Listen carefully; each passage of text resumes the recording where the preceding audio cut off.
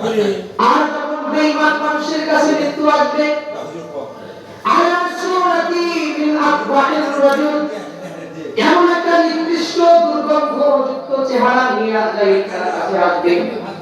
এমন ভয়ঙ্কর চেহারা সে ইতিপূর্বে কখনো কোনোদিন দেখে নাই।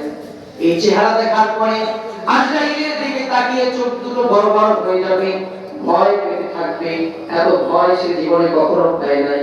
এই ভয়ের কারণে আজরাইলের দিকে বড় বড় করে তাকিয়ে থাকবে। আজরাইল তার সামনে এসে ধমক দিয়ে বলবে, ইয়া আইয়াতুহান নাফসুল খাবিস, ইয়া আইয়াতুহান নাফসুল খাবিস, হে পবিত্র আত্মা, উখরুজি ইলা সাখাতাল্লাহি ওয়া গাদাবি, আল্লাহর রাগের দিকে, আল্লাহর অসন্তুষ্টির দিকে, আল্লাহর গজবের দিকে, আল্লাহর জাহান্নামের দিকে বের হয়ে আয়। এই বলে ডাকতে তিনবার করে ডাকতে ধমক দিয়ে তারা সৃষ্টি করে।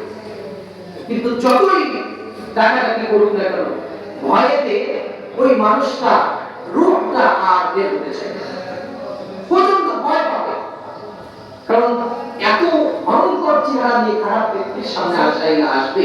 রিজলাহু ফিল আরদি ওয়া রাসুহু ফিস সামা, তার পা থাকবে হলো জমিনে, ওয়া রাসুহু ফিস সামা, তার মাথা থাকবে আকাশে।